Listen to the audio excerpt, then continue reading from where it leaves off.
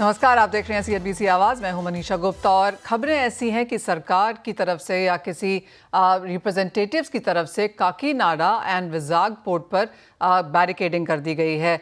शक ये भी है कि कुछ लोग यहां पर PDS के चावल का एक्सपोर्ट कर रहे हैं, लेकिन जब देश में चावल पहले से ही ज़रूरत से कहीं ज़्यादा है, ओपन मार्केट में भी और सरकार के पास इंसेंस ऑफ प्रोक्योरमेंट में भी, तो भी क्या इस कदम उठाने की ज़रूरत है? क्या एक्चुअल में मामला ऑन ग्राउंड इस तरह का है? क्या वाकई यहाँ पर PDS के चावलों के एक्सपोर्ट का है या फिर कुछ और सरकार के इस कदम से इंडस्ट्री को क्या और कैसी किस तरह की परेशानी है, उनके किस तरह के रिएक्शन है, इस पर चर्चा करने के लिए आज हमारे साथ मौजूद हैं एग्री एक्सपर्ट राजेश पहाड़िया। हमारे साथ इंडिया राइस एक्सपोर्टर्स फेडरेशन के प्रेसिडेंट डॉक्टर प्रेम गर्ग भी जुड़ेंगे। साथ ही बात करेंगे हम राइस एक्सपोर्टर्स एसोसिएशन छत्तीसगढ़ के प्रेसिडेंट मुकेश जैन से। आप सभी का कार्यक्रम में स्वागत है। एंड क्लियरली थोड़ी सी कंसर्न वाली बात है, क्योंकि जिस तरह से हमने पोर्ट पे ये सारे काम होते हुए देखे हैं, एक डिटेल्ड अंडरस्टैंडिंग के लिए राजेश जी पहले आपके पास आना चाहेंगे, समझने के लिए कि ऑन ग्राउंड क्या हो रहा है, किस तरह का रिएक्शन है सरकार की तरफ से और इंडस्ट्री इसे कैसे देखती है।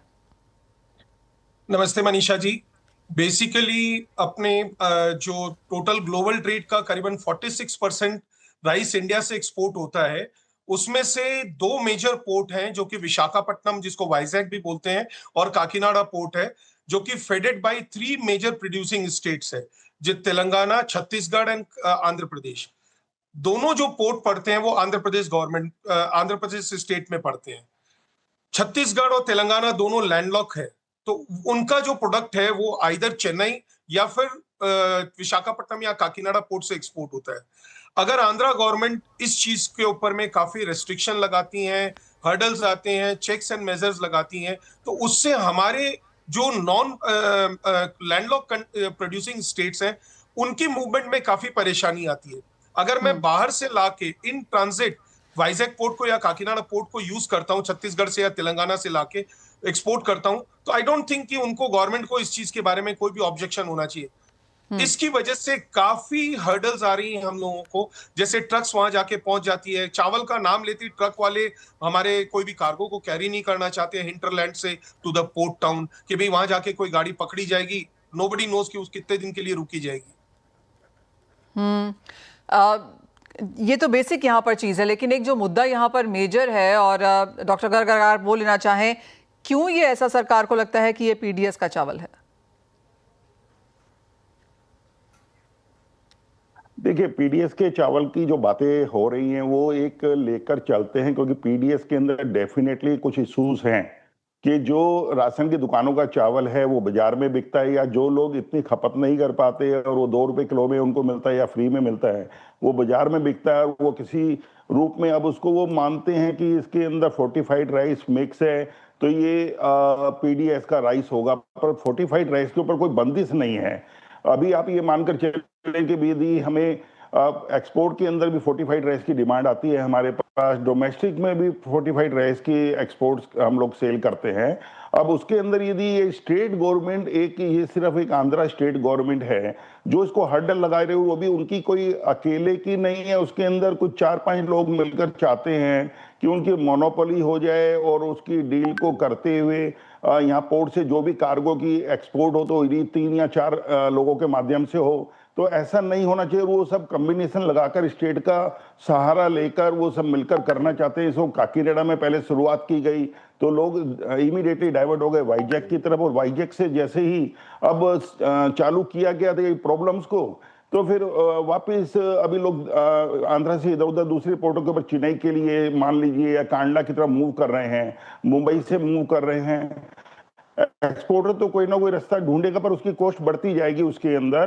तो ये स्टेट के अंदर, क्योंकि हम वन नेशन वन कंट्री हैं जिसके अंदर हमारे को सबको एक ही प्लेटफार्म पर काम होना चाहिए। ऐसा कि नहीं कि हर स्टेट अपने नए रूल्स एंड रेगुलेशंस कर रही है। जिसको पीडीएस या किसी भी तरह की राइस की प्रॉब्लम है तो उसको अपना राशन की दुकानों पर रोकथाम करे। उसके लिए तो उसके लिए एक्सपोर्टर्स को या राइस मिलर्स को कहीं भी उसको हर्डल क्यों आने दे।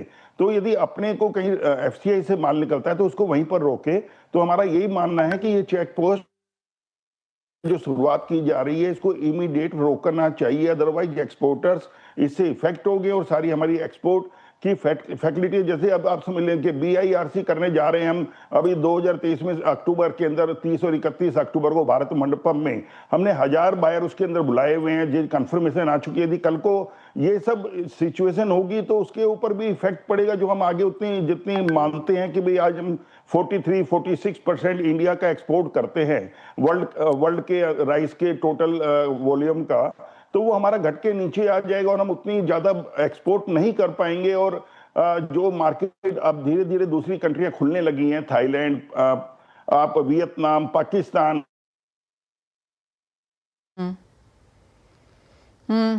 वेल, आपका पॉइंट इज वेल टेकन। यहाँ पर जैसे आपने कहा कि ऑफ कोर्स चावल एक्सेस है इस बार हमारे यहाँ पर, चाहे वो सरकार के पास है चाहे वो ओपन मार्केट में है। हमने बम्पर क्रॉप्स यहाँ पर होते हुए देखी हैं, लेकिन जो मुद्दा है, and I get your point, कि एक्सपोर्टर्स को यहाँ पर काफ़ी सारी कंसर्न्स हैं। जैसे कुछ लोगों ने यहाँ पर इसमें घेराव कर लिया है ट्रेड को, और बाकी सबको काम नहीं करने दिया जा रहा। मुकेश जी, आपका भी इनिशियल रिएक्शन यहाँ पर क्या है? क्योंकि जिस तरह से जो सुनने में है, एक गंभीर स्थिति रह सकती है अगर सरकार को लगता है कि ये PDS का चावल है। क्या ये एक कंसर्न है यहाँ पर जिसमें आपको लगता है कि एक पुश किया जा सकता है एक्सपोर्टर्स को? मनीषा जी, सबसे पहले मैं आपको ये अवगत कराना चाहूंगा, जो छत्तीसगढ़ के एक्सपोर्टर्स हैं, छत्तीसगढ़ सरकार द्वारा भी मार्केट, छत्तीसगढ़ सरकार द्वारा 32 लाख मीट्रिक टन का धान का निविदा किया गया था, और उसके अनुसार राइस मिलर ने धान खरीदा है और प्रेस मिल कर PDS डिक्लेरेशन देकर कि ये PDS चावल नहीं है, और EIC मान्यता प्राप्त इंटरनेशनल सर्वेयर एजेंसी से सर्टिफाइड ट्रक को भी वहां रोका जाता है। तो उसके चलते आज ये स्थिति हो गई है कि जहां वाइजाग पोर्ट में रोज 500 ट्रकें खड़ी होती थी, आज 50 ट्रक भी नहीं है। वहां पर भी आज एक्सपोर्ट का काफी कमी देखा गया है पिछले एक महीने के 20-25 दिन के अंतराल में। और रही बात छत्तीसगढ़ की, छत्तीसगढ़ एक लैंडलॉक स्टेट है और हमारे यहाँ भी ड्राई पोर्ट्स हैं। अगर सरकार उसको ड्राई पोर्ट्स को एक्टिव कर दे तो हम shipping lines, dry port active है, शिपिंग लाइंस इंपोर्ट कमी होने के कारण से आता नहीं है यहाँ पे, तो उसके ऊपर भी हम सरकार से चर्चा कर रहे हैं और सकारात्मक चर्चा हो रही है, और बहुत जल्द इसकी भी रिजल्ट आएगी, जिससे कि यहाँ के निर्यातक सीधे अफ्रीकन कंट्री में निर्यात कर पाएंगे या वर्ल्ड के किसी भी कहीं भी किसी भी एरिया में कनेक्ट हो पाएंगे। और दूसरा, विशाखापट्टनम पोर्ट में अगर बैरिकेड किया जाता है तो आगे चल के, जैसे काकीनाडा में आप पिछले 3 महीने का अगर डेटा देखेंगे तो एक्सपोर्ट काफी कम है वहां से।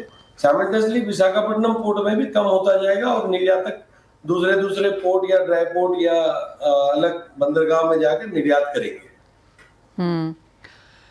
इससे आपकी कॉस्ट यहाँ पर बढ़ सकती है। तो राजेश जी, जैसे मुकेश जी हमें यहाँ पर कह रहे हैं कि सारा सर्टिफाइड है, प्रोसेस किया हुआ पैडी को लेकर है, तो क्लियरली पेपर वर्क यहाँ पर पूरे डॉक्यूमेंटेशन सारा पूरा है, तो किस तरह से एज एक्सपोर्टर्स आप यहाँ पर सरकार को विश्वास दिला रहे हैं कि ये PDS का नहीं है, बैरिकेडिंग नहीं करनी चाहिए? क्योंकि फाइनेंशियल लॉसेज इस वजह से आप लोगों को आई एम अज्यूमिंग काफी ज्यादा है।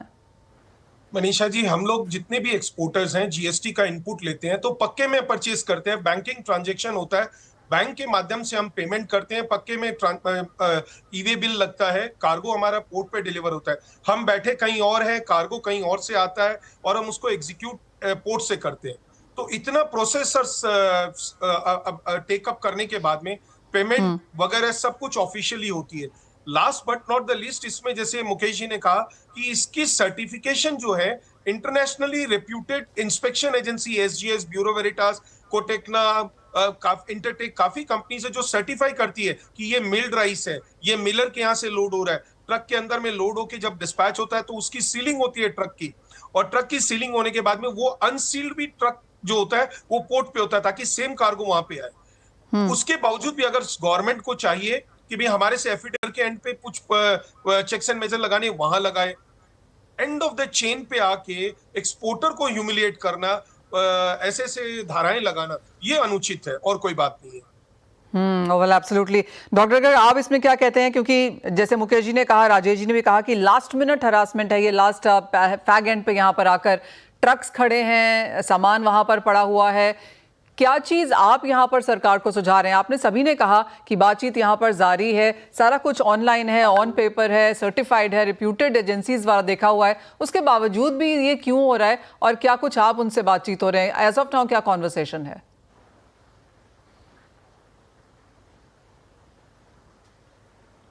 डॉक्टर गर्ग, ये सवाल आपसे है। अच्छा अच्छा, तो ये एक मिनट जरा मनीषा जी प्लीज रिपीट करेंगे जरा सा, कि मेरे को शायद आवाज बीच में चली गई थी।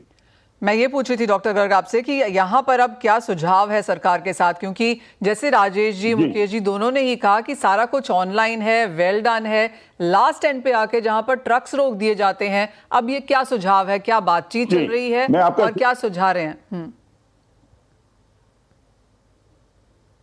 देखिए, इसके अंदर एक हमने सुझाव हुआ था और उसके अंदर मीटिंग्स की गई थी।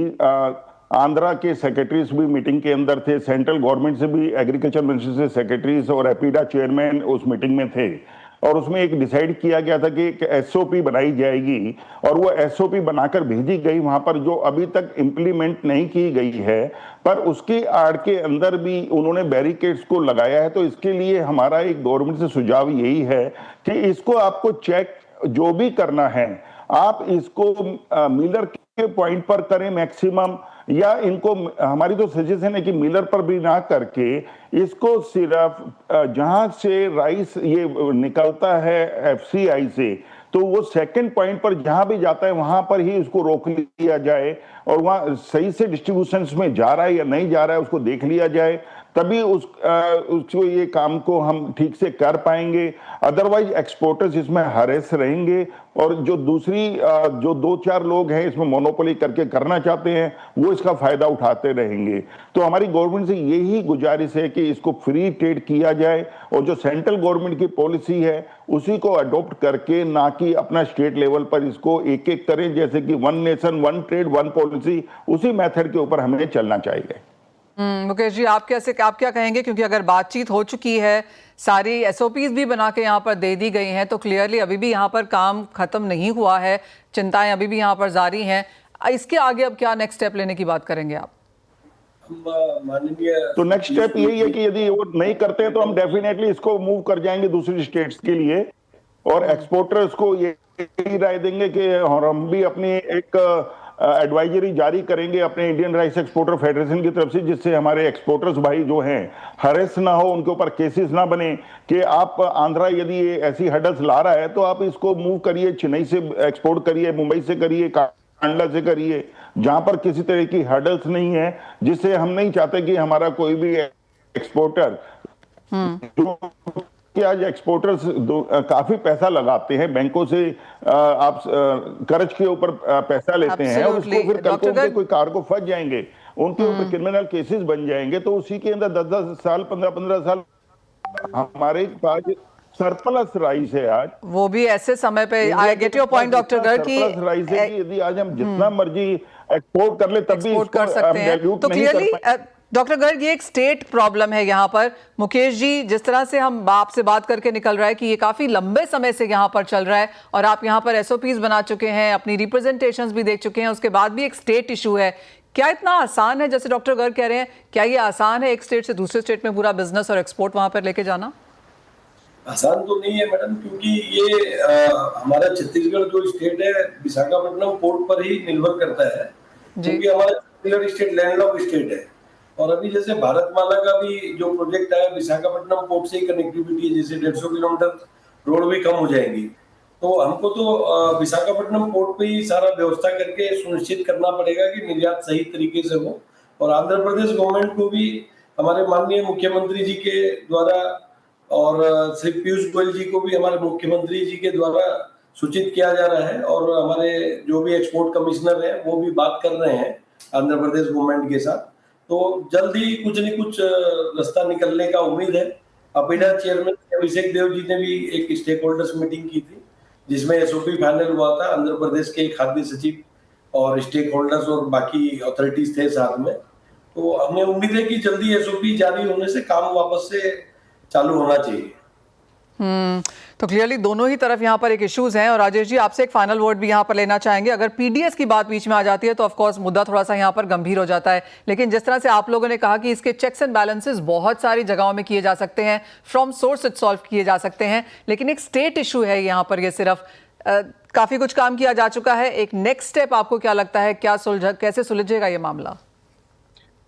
देखिए, सॉल्यूशंस तो उन्हीं के पास में है। हम लोगों ने उनको कई एडवाइसेस दे दी हैं, not only directly by us even bye APEDA, और इवन डीजीएफटी ऑफिस से भी एसओपी की कॉपी चली गई, जैसे प्रेसिडेंट प्रेम जी ने भी बताया, मुकेश जी ने भी बताया। अब नाउ उनको उसको इंप्लीमेंट करना है, अगर कोई मॉडिफिकेशन करना है with the authorities, they can always do that. So they need to implement, otherwise there are 30,000 labours जो काकीनाडा पोर्ट के अंदर में अनएम्प्लॉयड हो जाएंगे। वाइजैक पोर्ट एक सेंट्रल पोर्ट है, काकीनाडा पोर्ट एक स्टेट पोर्ट है।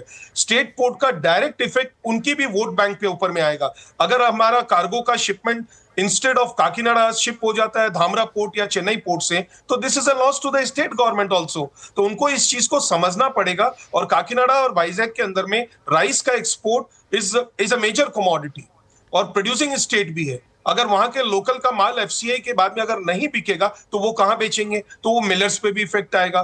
बॉटम लाइन ये है कि they have to come out with a solution from there and only. हम लोगों ने जितना भरकस कोशिश होनी थी, जितनी सफाई देनी थी, एसेंशियल कमोडिटीज एक्ट जो कि अबॉलिश हो चुका है, उसके बारे में भी हम लोगों ने रेफरेंस दे दिया है। रेफरेंडम उनके सिविल सप्लाईज मिनिस्टर साहब या उनके कंसर्न सेक्रेटरी सबके ऑफिस में मैसेजेस पहुंचे हुए हैं। तो क्लियरली काफी काम यहाँ पर किया जा चुका है और काफी लंबे समय से यहाँ पर ये चलता हुआ नजर आ रहा है। एसओपीज बन चुके हैं, सारे जो रेगुलेटर्स हैं, मेजर अथॉरिटीज हैं, सबसे यहाँ पर बात हो चुकी है, इंक्लूडिंग मंत्रीज एज वेल। एक स्टेट इशू यहाँ पर ये बनता हुआ नजर आया है और अगर ये जल्दी सॉर्ट नहीं होता है, एक्सपोर्ट को चिंता होगी, एक्सपोर्टर्स को होगी, ऑन ग्राउंड होगी, तो क्लियरली काफी सारे इश्यूज यहाँ पर फिलहाल बनते हुए। लेकिन आई रियली होप ये जहाँ पर जल्दी सॉर्ट होता हुआ नजर आए। आप सभी का आज बहुत शुक्रिया साथ जुड़ते हुए। बहुत जल्दी इसके ऊपर एक फॉलोअप भी करेंगे, यहाँ से क्या निकाल के आता है उसके ऊपर भी, और अगर और कोशिश करने की जरूरत पड़ेगी तो उसके ऊपर भी चर्चा हम यहाँ पर जारी रखेंगे।